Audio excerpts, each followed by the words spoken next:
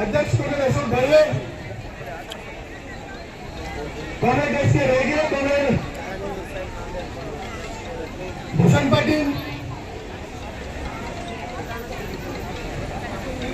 सर्व मंचावरील सर्व आपल्या सर्वांचे मार्गदर्शक मित्र,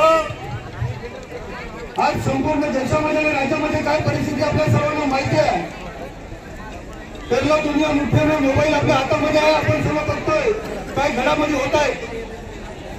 मागील वक्त्यांनी त्यांचं मनोगत व्यक्त करताना आपल्या समोर सर्व बाबी त्या आपल्या समोर ठेवलेल्या आहेत. आजचे जे सरकार आहे हे एक नंबरचं खोटारडे सरकार आहे. खोटं कसं बोलायचं आणि ते खोटं बोलायचं तर लेखून बोलायचं, जेणेकरून लोकांना ते हेच काय अशा प्रकारची भाषा आज ही चाललेली आहे. ही दोन्ही समारंभामध्ये देशाच्या पार्लमेंटमध्ये असेल किंवा मुंबईच्या विधानसभेमध्ये असेल, एक सर्व जे नेते आहेत हे खोटं बोलण्याचं पक्षाने आजची शिक्षण व्यवस्था आणि रोजगार हा खूप मोठ्या धोक्यामध्ये आहे. आणि या देशामध्ये कोणालाही पर्याय नाही शिवाय आपल्याला सोडून हा देश हा आपल्यालाच बदलायला, शिक्षण व्यवस्था ही आपल्यालाच बदलायचे, रोजगार सुद्धा आपल्यालाच बदलायचा आहे. परंतु त्याच्या गैरसंख्येने होणार नाही. मित्र हो, संपूर्ण राज्यामध्ये दिवाळीमध्ये एसएफआय ही संपूर्ण राज्यामध्ये खूप मोठ्या संख्येने आपल्याला उभी करावी लागेल. उद्याचं भवितव्य हे आपल्या हातामध्ये आहे. मित्र, शिक्षणाच्या बाबतीत जर आपण पाहिलं तर तुम्हाला माहिती असेल जिल्हा परिषदेच्या शाळा त्याची पटसंख्या 20च्या खाली त्याच्या जिल्हा परिषद शाळा बंद करण्याचा निर्णय भारत सरकारने घेतला होता. परंतु नागपूरच्या अधिवेशनमध्ये हा प्रश्न आपण उपस्थित केला आणि शिक्षण मंत्र्यांना विचारलं की जर तुम्ही शाळा जिल्हा परिषद बंद केला तर महाराष्ट्रातल्या ग्रामीण भागातला हा विद्यार्थी शिक्षणापासून वंचित आहे आणि शिक्षण मंत्र्यांना तुम्हाला द्यावं लागेल. हे प्रस्ताव तुम्हाला हेच सभागृहामध्ये द्यावं लागेल. त्यावेळेस केसरकर साहेबांनी उत्तर दिलं की आम्ही अशा प्रकारचा कोणताही निर्णय घेणार नाही. हे त्यांना सांगावं लागलं. मित्र, त्याचप्रमाणे आपण बघतोय आता सुद्धा की शिक्षणाच्या बाजारीकरण तुम्हाला माझ्या जिल्ह्यातल्या उदाहरण देईन. परवाच्या दिवशी एका कार्यक्रमामध्ये मी गेलो होतो. तिथे एक एनजीओ त्या एनजीओचा एक प्रतिनिधी आला होता आणि त्याला बोलायला घेऊन दिलं. तेव्हा एनजीओने त्या एनजीओच्या प्रतिनिधी काय सांगितलं की सदर शाळेमध्ये आम्ही एनजीओ म्हणून 2 शिक्षक म्हणून आम्ही नेमणूक केले. अरे तुम्ही नेमणूक करणारे कोण? हे एनजीओला नेमणूक करणारे कोण? ही जबाबदारी सरकारची आहे.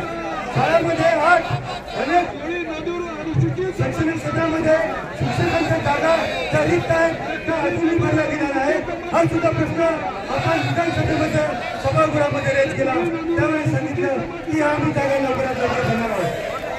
मी संपूर्ण महाराष्ट्रामध्ये तुम्ही सगळं नाही, परंतु माझ्या जिल्ह्यामध्ये आणखी जिल्ह्यामध्ये संपूर्ण महाराष्ट्रामध्ये तीच परिस्थिती आहे की माझ्या जिल्ह्यामध्ये अशा प्रकारचा सरकारने निर्णय घेतला की देशाच्या आम्ही भरती करणार आहोत. 2 महिन्यापूर्वी जवळजवळ 1800 ते युवक गेल्या अनेक वर्षापासून वाट बघतात की आज न उद्या आम्हाला रोजगार मिळेल. डीएड मिळेल विद्यार्थी त्यांना बोलावलं गेलं आणि त्यांना सांगितलं की ही तुम्हाला आम्ही ऑर्डर देतो, तुम्हाला आम्ही शाळा मिळालो आणि सर्व जिल्ह्यामध्ये विद्यार्थी अति आनंद साजरा करावा लागेल. याच आम्हाला कुठे ना कुठे रोजगार मिळेल. परंतु त्याला 2 बाजू आहेत. एक ही शिक्षण भरती केल्यानंतर जो ग्रामीण भागातला जो विद्यार्थी आहे आज हा शैक्षणिक नुकसान होत आहे. तरी एक शिक्षक आज 4 वर्ग चालवतो. आता विद्यार्थ्यांना शिकवणार हा शिक्षक शिकवून घेतो.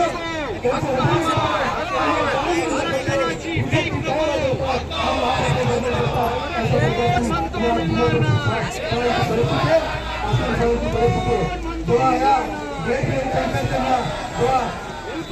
नोकरीचा पत्र दिला गेला की तुला उद्या शाळेची नियुक्ती करून आम्ही शाळेवर पाठवणार आहोत आणि नंतर दुसऱ्या दिवशी असा निर्णय घेतला झाला की तुमची ही भरती ही थांबवलेली आहे, त्याच्यावरती आलेलं आहे. अशा प्रकारचं फसवणुकीचं या आजचं जे सरकार आपल्याला फसवणूक करत चाललेलं आहे. आज कॉम्रेड रेगेने सांगितलं, कॉम्रेड सलीम कांबळे यांनी सांगितलं की आज रोजगाराच्या बाबतीत बघा की सर्व कामगार कायदे हे पुलिस मिळायला लागले आहेत, जेणेकरून कामगार आपला हक्क मागू शकत नाही. आज दिवाळपामध्ये मी काम केलं आहे, आज शहरामध्ये काम करतो. जेव्हा कामगार संघटित क्षेत्रामध्ये कामगारांचा त्यांचा पगारवाढ असेल किंवा इतर त्यांचे काय अलाउन्स वाढ असेल तेव्हा आपण निगोशिएशन करतो तेव्हा आज कामगार कायद्यामुळे आज आपण ते करू शकत नाही आणि येणाऱ्या काळामध्ये तर तुम्हाला युनियन बनवण्याचा सुद्धा अधिकार राहणार नाही अशा प्रकारची धोरणं हे सरकार घेत आहे आणि म्हणून जास्त वेळ घेणार नाही तर व्यक्त बोलणार आहे परंतु एवढंच सांगेल की संपूर्ण महाराष्ट्रामध्ये जीवायफाय आणि प्रत्येक आश्रमशाळा असेल किंवा माध्यमिक विद्यालय असेल कॉलेज असेल कुठे असेल त्याच्यामध्ये फक्त एसएफआयचा झेंडा हा दिसला पाहिजे आणि संपूर्ण महाराष्ट्रामध्ये जीवायफाय दिसली पाहिजे कारण आपण सत्याच्या मार्गावर चालणार आहोत आणि आपल्याला असं आहे आज ना उद्या आम्ही नक्की यशस्वी होईल परंतु एवढ्या संख्येने आपण यशस्वी होऊ शकणार नाही परंतु आपल्याला जे काही मार्गदर्शन होईल आपण महाराष्ट्राच्या कानाकोपऱ्यातून आलेलो आहोत हे सर्व मार्गदर्शन आपल्याला महाराष्ट्राच्या कानाकोपऱ्यात घेऊन जाऊ येणाऱ्या काळामध्ये जीवायफाय आपल्याला मजबूत करावे लागेल जेणेकरून जर आपण रस्त्यावर उतरलो तर ही यंत्रणा हादरली पाहिजे अशा प्रकारची जीवायफाय सगळं आपल्याला उभी करावी लागेल आणि इथेच माझे दोन संपर्क ही जिंदाबाद